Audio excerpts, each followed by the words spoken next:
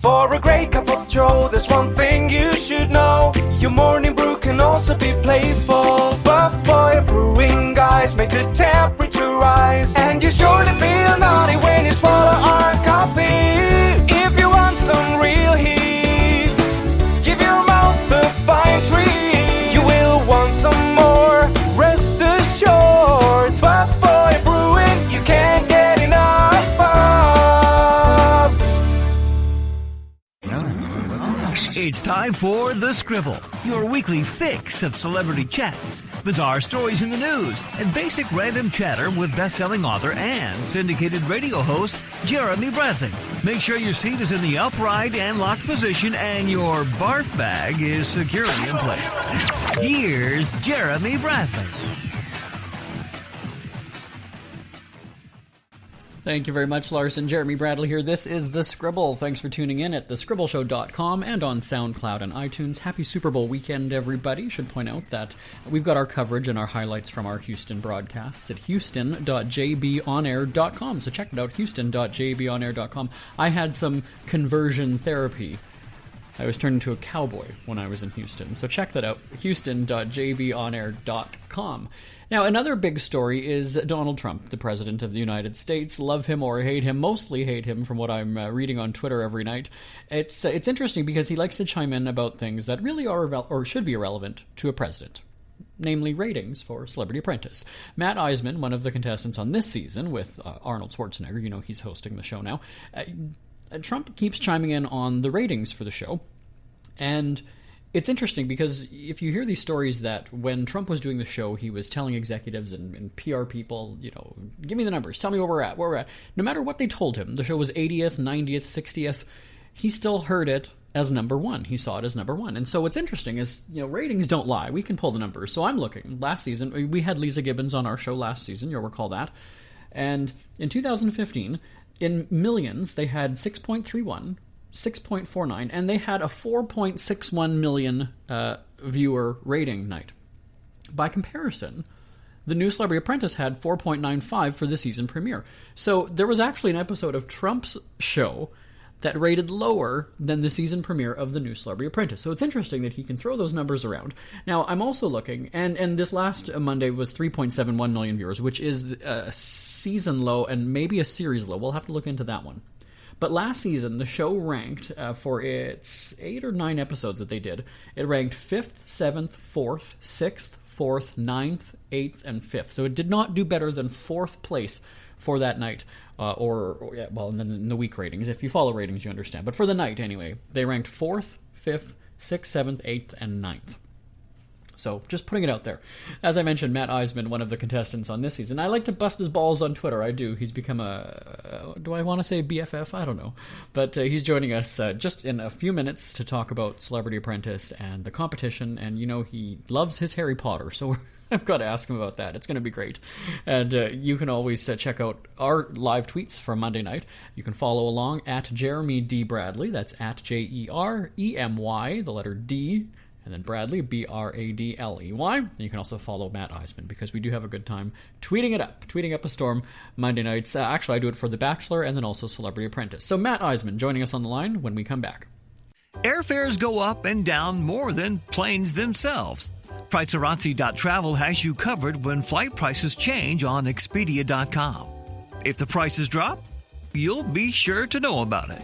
There's already so much to remember when you travel, and you shouldn't have to worry about paying more than you needed to on your flights. Let Pricearazzi.travel keep an eye on that for you. Your biggest concern should be if you've packed enough money to buy all the trinkets you really don't need, or if your swimsuit shows off enough skin in all the right places, or that while you were away, the kids have enough food in the kennel and that the dogs get to school on time. Wait, flip those last two. Simply register your email address with Pricearazzi.travel and then book your flights on Expedia.com. Your itineraries are automatically sent to Pricearazzi, and you could do your happy dance if the flight becomes cheaper in 24 hours. Better yet, you could actually end up flying for free. And who doesn't love free, right? Find out how to save on your Expedia flights at Pricearazzi.travel. Avoid bank account turbulence and sign up now at Pricearazzi.travel. Celebrity Apprentice, or the new Celebrity Apprentice, is on NBC, almost in the home stretch now with the celebs battling it out to be hired by Arnold Schwarzenegger, and I have to say, sounds a hell of a lot easier than working for Donald Trump, but I'm not going to talk about that. Matt Iseman, the Harry Potter-loving guy with the small machete. I swear I did not write that, Matt. I did not. You know what, Jeremy? Sometimes you say things thinking they're going to be funny, and then when they come out, you're like, wow, I think I should have kept my mouth shut there. We should explain. I was teasing you about that on Twitter the other day. Let's talk about the competition. I mentioned Harry Potter. Just go with it. Tell me. You were like a kid in a candy store. Yeah. So, you know what's surreal is we really have no idea what the tasks are going to be until such time as, you know, we get in the car at 7 a.m., we're leaving a hotel in Marina Del Rey, and we're driving, and every turn we think, well, you know, here's a park, or, you know, we're getting close to something. But even still, when you get to a location, you still don't know that it's necessarily going to be related. But when we walked up to the Hogwarts Castle at Universal Studios, and meanwhile, this was last year in February, so the park wasn't open. So we had it all to ourselves. I started getting very excited because I was a huge Harry Potter fan, A, but B, because in this show, being project manager is it's a challenge. And you want to find a task that suits your talent and where you feel you really can bring something to it creatively. And for that one, I was just like, I'm not going to get something more tailor-made to my knowledge base or my enthusiastic personality. But this could go one of either two ways. It could really help you because you know the story and the characters and everything inside and out, or it could work against you because you're distracted because you're just intrigued by the whole thing. So how do you feel it worked for you? Obviously, it worked quite well. Totally. It did. That's interesting because the very first challenge we had with Tyra Beauty, where we're having to do makeup, and the women, I think, thought that this was going to be a slam dunk. A lot of them had their own makeup line, so it was probably for them similar to being in the Harry Potter world. I think every task you survive, you learn from it. And definitely, they didn't, keep in mind, we shoot for, a day and a half nonstop for, essentially probably 12 to 14 minutes of the show. Right. So one of the things that Layla was great about, and I was actually relying a lot on Ricky Williams for it too, was, hey, pull me back. Pull me back where I'm missing it, where I don't want to be too deep down the rabbit hole on this. And so it is one of those things where you really have to rely on your teammates to give you a sense of balance and to make sure the finished product addresses it. But that was also one of the things I felt that I was good at, was you're given a dossier that really goes over exactly, the rules and what's expected from you, what the brand, the points you're really being judged on. And that was something that I would always print out and have with me. And there were usually 3 or 4 criteria, and Ricky Williams and I ended up having a good shorthand where we would constantly be stopping and going, all right, are we meeting the criteria the brand set for us? Are we really addressing what they want? And are we on, you then get to meet with the brand. You ask a lot of questions to try to ascertain what they really want. And they tell you, if you ask the right questions, they will give you a roadmap. So a lot of it was really trying to stay on point, which when you do have the run of the park, where they're literally like going to any store, eat any food, take any merchandise, go on any ride you want, to be like, wait, I got to focus on this. That was a bit of a challenge. So what's the toughest thing about working with other celebrities, though? Creative differences? Is it egos? Like, what would you say is the biggest challenge? Well, from the beginning, you go in, and I didn't have a prior relationship with any of them.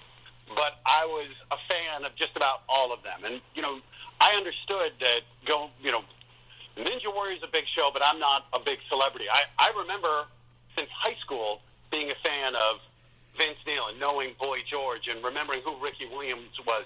So I know going into it, there are a lot of people who have been incredibly successful and who are used to being the dominant voice.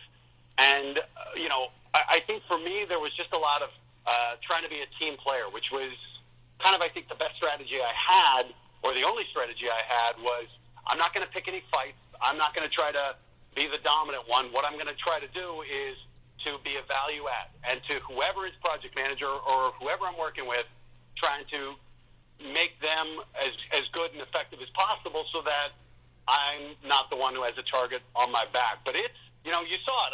If you noticed in the King's Hawaiian, I mean, John Lovitz walks out of the room, and I'm just like, what are you doing? And then at one point, I'm mediating a fight between Vince Neil and John Lovitz after Boy George threw a 2-hour temper tantrum. And it was so surreal doing it, but in the back of my mind, I knew, look, I'm doing this for charity. No matter what I want to say at the end of the day, I don't want to screw up the job I have on American Ninja Warrior by being a total a-hole. So that was Right. kind of always in the back of my mind, although there were certainly times where I was very close to just speaking my mind and using a lot of really bad words. I think it's commonplace in a lot of workplaces. We'll talk about the conflict that there was with Boy George, but I have to say you probably did get a whole bunch of new fans with your squats and the booty shaking. But then the Harry Potter thing would have taken those away, Matt. I think that's maybe. I will tell you though, what's been amazing is one of the best moments was when Schwarzenegger comes into the boardroom and he goes, "Matt, I know now you're a huge Harry Potter fan, and I know now why you're not married." And I loved it because the thing I learned about the governor is he busts the balls of the people he likes and respects. So for me, I really enjoyed that. And what was amazing was, you're right, my booty popping was incredible, Jeremy. Yeah. But the Harry Potter fans love their own. So there's been a good outpouring of. I've gotten a lot of positive owl messages from my Harry Potter geeks. Oh, see, now the visuals. I'm fanning myself right now, Matt. I am. You mentioned the conflict with Boy George. There was a bit of a clash, and it circled around one of the teammates drinking, right? And George had said, have some respect for me because of previous substance issues. Is that on George? Is it on the team? Should they respect somebody else like that? What do you think? Well, what was great was watching how these two resolved it, because it was a difficult situation. What ended up happening was this was during the Trident task. The rest of Team Erete, 6 of us were out in Venice Beach filming. Boy George and Vince Neil were together in a studio trying to write, compose, and record a song. And Vince was drinking, and Boy George was not comfortable with it. And they ended up having a big blowout around it. And, Vince Neil really eventually said, "Your sobriety is yours, mine is mine, mind your business." And after a huge blowout, Boy George goes, "You know what? You're absolutely right."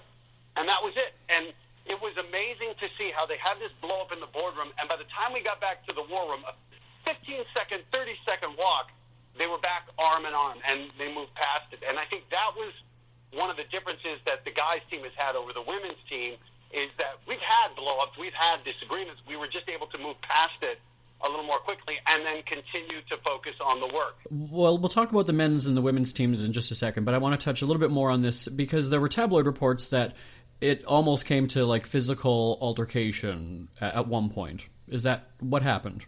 I never felt that it was very heated. They were certainly yelling at each other. I never felt violence was about to be the result. I felt it was more going to be something is going to be said that can't be taken back, or someone's going to leave. But again, we're not. There's a lot going on, so I may have missed it. But I had the sense that there was just and again, the way they resolved it. I think they're also both guys who've been in bands who probably are used to having blow-ups. Fortunately, moving past it. So it was dramatic, and again, it was a very real issue. Sobriety is not something to be taken lightly, and so you do realize in the midst of this show, which is for fun and for charity, that some real issues can get touched on. So I was glad that they were able to work it out without punches. Yes. But then Chael would have had to step in because I'm useless. Chael is the only one who could control violence. Now, if Chael was the one who started throwing punches, then we're all screwed. Well, that's what I was saying. Yeah, when he gets mad, when he cuts cords and things like that, maybe give him crap, but don't get in his face about it because that could work against you. No, and it was kind of fun. Again, I'm a fan. I remember watching Chael being in with Silva, some great fights. And I was just sitting there, and Ricky Williams and Eric Dickerson are physical specimens. And at one point, I'm like, yo, Chael, can you take him? He's like, it would be a matter of seconds. They're big guys. I'm a fighter. I'm a killer. And I'm like, oh, yeah, you are. Okay. I want you on my side if anything goes down. But I disagree. Carson can take him. I think that's just one hit. So Carson, the hit he took, the hit he made on Ricky Williams was unbelievable. And I think the world of Carson Cressy. I was so impressed with him from the very first moment we started working together. His creativity, his passion, and the fact that with all he's done, he really is someone who he collaborates so well with others. And I just think he's a fantastic person. It was such a disappointment when we ended up getting split from teams, because I really felt like Boy George Carson and I really hit it off, and it was fun. And then it's so tough when they shake things up. You were a little starstruck. Oh, I am the first one to admit I was a total fanboy going into this. I remember watching Ricky Williams when he's winning his Heisman. I remember even watching Eric Dickerson and Layla Ali, Lisa Leslie, all these people. I knew who they were. And to get to go in and meet them and get to know them was a lot of fun. And, of course, Schwarzenegger, as a kid in the 80s, there wasn't anyone bigger. And last night, I'm at home watching True Lies with my girlfriend. I'm like, I know him now. I know that guy. She's like, yes, I know. Okay, we get it. Just relax. And it's so fun for me, again, because growing up, I never thought I would be in entertainment. I never thought I would end up doing something like this. And even, a year ago, before Apprentice came around, I only found out a week before the show started I was going on. And I'm in reality TV. I've been in Hollywood a long time, but I don't hang out with people like Vince Neil or Arnold Schwarzenegger. I just don't run in those circles. So to get to go on the show and do it, I was a total fanboy. Total. Ever had something to get off your chest but never had the balls to say it? That's a load of crap. Speak Free with JB.com is exactly what you've been waiting for. Your chance to tell it like it is and not care what anybody else thinks. Have your say on issues of the day. Join newspaper and radio columnist Jeremy Bradley as he tells it like it is. Hundreds of thousands of people have stopped by, including some well-known celebrities who have had a chat with JB and speak candidly about what's really going on in the world. You can join them too. Have a rant or a rave. Be brave and head on over to www.speakfreewithjb.com now. It's never too early to start thinking about your next holiday. Have you checked out Mexico recently? From tequila tasting, swimming with horses, to ziplining through the jungle and watching whales and dolphins in their natural habitat, Puerto Vallarta has it all. Visit mexico.jbonair.com to see all the fun PV has to offer. That's at mexico.jbonair.com for hundreds of photos, interviews, and videos from around the tourist hotspot. Check out mexico.jbonair.com for all the fun. That's mexico.jbonair.com. Back talking with Matt Iseman from Celebrity Apprentice, the show that Donald Trump says has gone down the tubes. Wasn't that his words a couple of days ago? The teams are mixed up, so it starts out men versus women, and then as people get eliminated, you've got to move people over so the numbers are even. What strength or even strengths did the men's team have over the women? And aside from the women not being able to control their husbands on a challenge, you know who I'm talking about. I think what I saw. And again, this is a lot of this was in hindsight, having watched the struggles of the women's team, because we didn't always know what was going on until we saw it on TV. I think we all had very strong personalities, yet we could really disagree with each other and move past it. I think that was probably the best thing. And then we really did have a wide range of unbelievable expertise, particularly with Carson and Boy George in creativity and branding. I think they were always a creative force, and I was a really strong person, organizationally keeping us on point, that, it allowed people to shine in different ways. As I noticed for the women, I think they really had a more difficult time disagreeing with each other and then moving past it. And I think also letting the best idea win, which was something where, you throw out an idea, I felt we didn't have an ego about people, trying to add to it, other than love it occasionally, trying to add to it and make it better. And I think that was a way that we ended up with some better projects or better outcomes. Right. Okay. So let's trash talk a little bit. Would you have fired anybody on day one? No. And that's what surprised me too, is having watched previous seasons, I felt like, like Gilbert Gottfried in the last time, like there were some people who I think just were there to stir a little crap up and have a little fun, but they weren't committed to it. I was surprised that it felt like when we started, especially on the guys' team, that this was a group of competitive people who were really motivated. Eric Dickerson ended up, I think, kind of walking, being able to go. And once Vince won the money, I think he maybe lost some of his motivation. But it felt like at the beginning, everyone was really motivated. Who was the easiest to work with? Carson, without a doubt. And I didn't get to work with her, but just from, we had from the first day we started, there was a cocktail party, then we did a press day, we did an opening credit shoot, we did a commercial shoot where we had 3 or 4 days together. I really like Carney Wilson as well, but I think Carson was probably the easiest to work with, and probably also one of the best. That was the problem with Carney. She just couldn't hold on for one more day. Oh no! Do you see? Isn't that? Believe me, literally, I was embarrassed when I was around her. I couldn't help it. I'm one of those people, like a song gets in my head and I'm not always aware I'm singing it. And I was just, and she couldn't have been sweeter about it. And so I have nothing but love for her. It's getting Mormon here again. Matt Iseman was just singing to me, everybody. I'm just, gotta tell you. So on the flip side of easiest, who would you never want to work with ever again? I would work with anyone on the show. Lovitz was the one I think it took me a while to learn how he worked.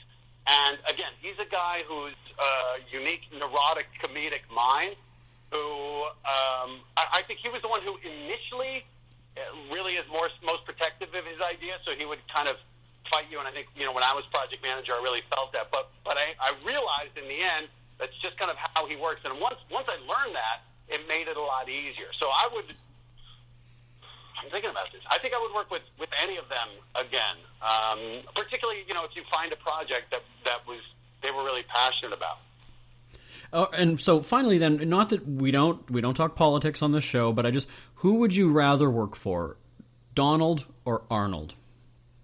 Well, we had zero interaction with the former boss because we shot this last February when NBC had severed ties with him. Right. We were out in LA, so I only know what I know from watching him on the show. But I would say, having been a huge Schwarzenegger fan and having seen how I feel in the boardroom, he was very clear what he wanted from the beginning from us, and I felt like it made it a lot easier to know how to succeed in the show. So for me, I'm Schwarzenegger every day, all day.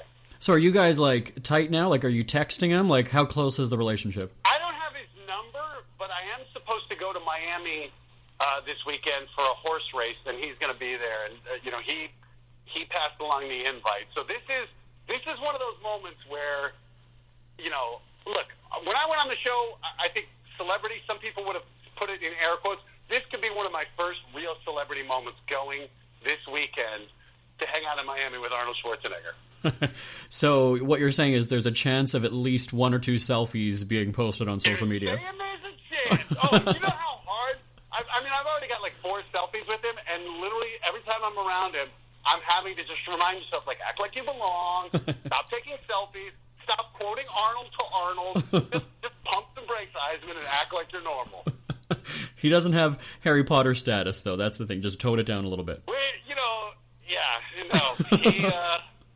I think he really was surprised how big a Harry Potter nerd I wasn't. And I think if he was thinking of casting me for Terminator 6, I think it is, I don't know that that'll happen anymore. The door is open, though, I'm sure.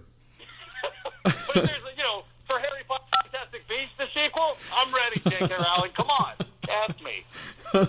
Oh my God, are we over the 8-minute mark? I think we're a little past 8 minutes. So I'm enjoying. You know what? I will tell you, I've had so much fun on this show, and it's been fun, Jeremy, seeing you on Twitter.